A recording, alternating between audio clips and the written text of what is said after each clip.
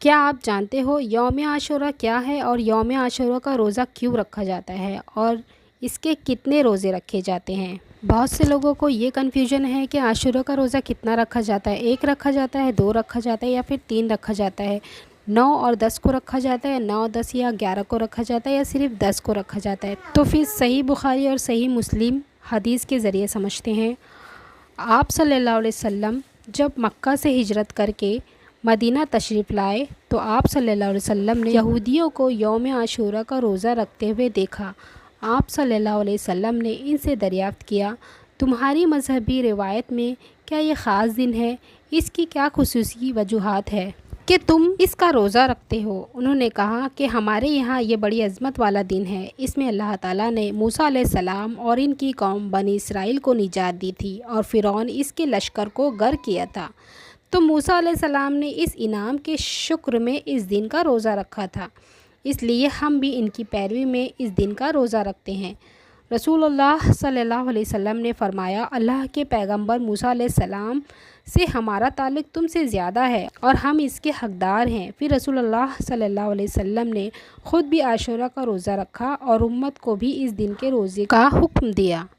آپ نے یہ بھی فرمایا کہ مجھے اللہ سے امید ہے کہ اس کی برکت سے پہلے 1 سال کے گناہوں کی صفائی ہو جائے گی۔ حضرت عبداللہ بن عباس رضی اللہ تعالیٰ عنہ سے روایت ہے کہ جب آپ صلی اللہ علیہ وسلم یوم عاشورہ میں روزہ رکھنے کو اپنا اصول و معمول بنا لیا اور مسلمانوں کو بھی اس کا حکم دیا تو بعض صحابہ نے عرض کیا کہ یا رسول اللہ صلی اللہ علیہ وسلم، اس دن کو تو یہودی بڑے دن کی حیثیت سے مانتے ہیں اور یہ گویا ان کا قوم کا مذہبی عاشورہ ہے،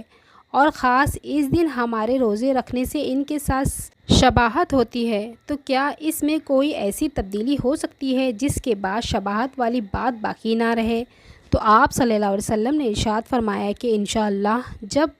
اگلا سال آئے گا تو ہم نویں کا روزہ رکھیں گے۔ عبداللہ بن عباس رضی اللہ تعالیٰ عنہ فرماتے ہیں کہ اگلے سال کا محرم آنے سے پہلے ہی آپ صلی اللہ علیہ وسلم کی وفات واقع ہو گئی۔ صحیح مسلم کی روایت ہے یہ۔ غیروں کی شباہت سے اعتراض کریں، اسی لیے علماء نے لکھا ہے کہ 10 محرم کے روزے کے ساتھ 1 دن کا روزہ بھی ملا دیا جائے، چاہے تو 9 کا اور چاہے تو 11 محرم کا ملا دے، تاکہ یہودی کے ساتھ شباہت لازم نہ آئے۔ اس سے معلوم ہوا کہ جب عبادت میں نبی کریم صلی اللہ علیہ وسلم کو یہودی سے شباہت اور ان کی نقالی پسند نہیں تھی، اس طرح رہن سہن کے طور طریقے میں بھی آپ یہودیوں کی نقالی پسند نہیں کرتے ہیں۔ تو اب آپ کو کلیئر ہو گیا ہوگا کہ آپ کو جو ہے 2 روزے رکھنے ہیں، یا تو آپ 9 اور 10 کا روزہ رکھ سکتے ہو یا 10 اور 11 کا روزہ رکھ سکتے ہو۔ آپ کو 2 روزے ملا کر رکھنے ہیں، اور یہ روزے کس لیے رکھنے ہیں یہ بھی امید ہے کہ آپ کو سمجھ میں آ گیا ہوگا۔